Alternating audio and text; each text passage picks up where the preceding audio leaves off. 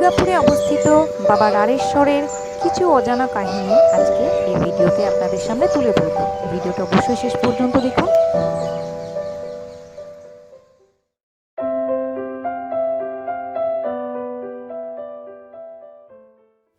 রাড়েশ্বর শিব মন্দিরে আসার জন্য দুর্গাপুর স্টেশন থেকে অজয়ঘাটগামী বাসেতে উঠতে হবে এবং আড়া শিব মন্দির তলা স্টপেজে নামতে হবে।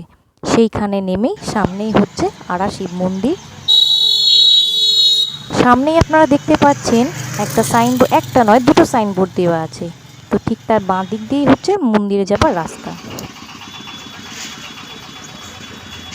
একটা সময় পুরো জায়গাটাই জঙ্গলে ঘেরা ছিল, একেবারে ঘন জঙ্গল। আজ কিন্তু জঙ্গলের সেই চিহ্নমাত্রটুকুও নেই।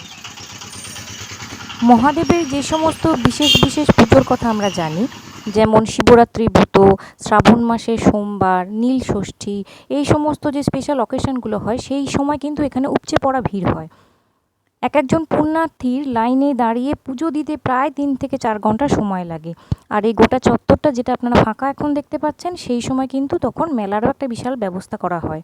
তাছাড়া প্রসাদ খাওয়াবারও ব্যবস্থা এখানে খুব সুন্দরভাবে করা থাকে। এর পাশেই আমরা দেখব একটা সাংস্কৃতিক মঞ্চ, রাড়েশ্বর সাংস্কৃতিক মঞ্চ। এখানে ছোটোখাটো বিভিন্ন রকমের অনুষ্ঠানও হয়ে থাকে। মন্দির প্রাঙ্গণে ঢোকার ঠিক বাঁ দিকে স্ক্রিনে দেখানো এই ঘরটা আপনারা দেখতে পাবেন। এখানে পুরোহিতদের সমস্ত ডিটেলস দেওয়া রয়েছে এবং মন্দির বন্ধ ও খোলারও কিন্তু ডিটেলস পরিষ্কারভাবে দেওয়া আছে। ইতিহাস সাক্ষী, বহু সময় পূর্বে রাঢ় রাজ্যে বাস করতেন এক অভাবী ব্রাহ্মণ, নাম শ্রী ভুবন রায়, মতান্তরে নরেশ্বর। অর্থাভাবের জন্য তিনি গোপালকের কাজ করতেন। একদিন জঙ্গলে গোচারণের সময় বিশাল আকার একটি বটগাছের নিচে এক যোগী সন্ন্যাসীর দেখা পান এই ভুবন। সন্ন্যাসীর গায়ে ভস্য, শিরে জটা, গেরুয়া বসন, গলায় রুদ্রাক্ষের মালা। বিশাল একটা বাঘের চামড়ার আসনে তিনি যেন বসে আছেন, ঠিক যেন সাক্ষাৎ মহাদেবকেই দর্শন করছেন এই ভুবন রায়। দৈবচক্রে ভুবন এই মহাযোগী সন্ন্যাসীর কাছে মন্ত্র দীক্ষায় দীক্ষিত হন। গুরুর আদেশ পালন করতে তিনি সব সাধনা শুরু করেন। কিছু সময় পর দেবী কৃপায় তিনি সাধনায় সিদ্ধিও লাভ করেন। এরপরই শ্রী ভুবন রায় হলেন রাজা রাঢ় রাজ্যের। তৎকালীন রাঢ় রাজ্যের সীমানা ছিল পূর্বে গড় মানকর, পশ্চিমে বরাকর নদ, দক্ষিণে দামোদর নদ ও উত্তরে অজয় নদ পর্যন্ত। এই সীমানার মধ্যে আড়া নগরের রাজা হিসেবে ভুবন রায়ের নাম ঘোষণা করা হয়। পরে আবার নবাবের কাছ থেকে এই ভুবন শাহজাদ নামের একটি উপাধিও পান। এইদিকে লোকমুখে শাহজাদ তথা ভুবনের সিদ্ধিলাভের কথা শুনে বীরভূমের বিরূপাক্ষ মুনিও সাধনা শুরু করে দেন, কিন্তু দৈব কারণবশত তাঁর সাধনায় সিদ্ধিলাভ হয় না। তাই তিনি শাহজাদের কাছে গিয়ে সিদ্ধিলাভ ও শক্তি দর্শনের আসল রহস্য জানতে চান।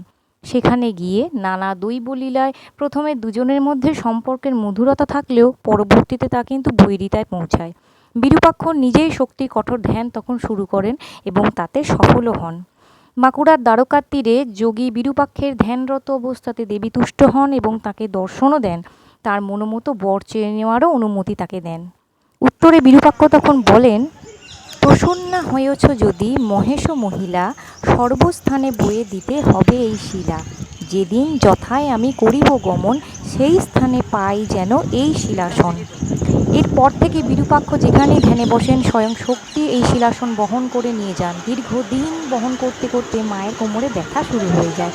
তখন তিনি শাহজাদকে স্বপ্নাদেশ দেন এবং নানা ছলে বিরূপাক্ষের কাছ থেকে সেই শিলাপাথর নিয়ে শাহজাদকে দিয়ে দেন। শিলাপাথর পাওয়া মাত্রই ভাস্করকে ডেকে শাহজাদ শিবলিঙ্গ তৈরি করে দেন, যার নাম রাঢ়েশ্বর।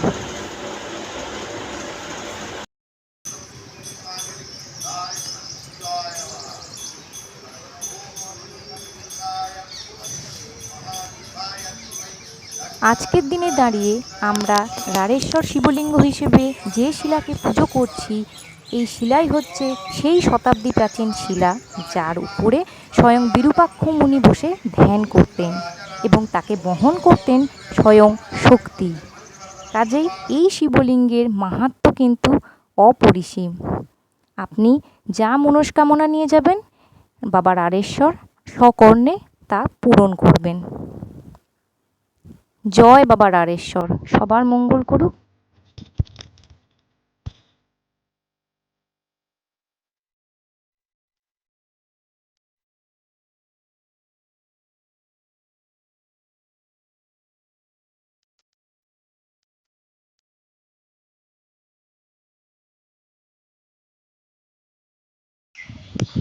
মন্দিরের পাথরগুলো কিন্তু সেই তখনকার সময়কালের, দেখলে একদম পরিষ্কার বোঝা যাচ্ছে এটা অনেক অনেক বছরকার পুরনো কিন্তু একটা তৈরি করা মন্দির।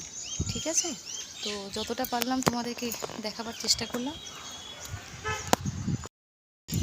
আজকে ভিডিওটা এখানেই সমাপ্ত করছি। ভিডিওটা ভালো লাগলে অবশ্যই একটা লাইক দিও এবং যদি মনে করো নিশ্চয়ই একটা সাবস্ক্রাইব করো। কেমন?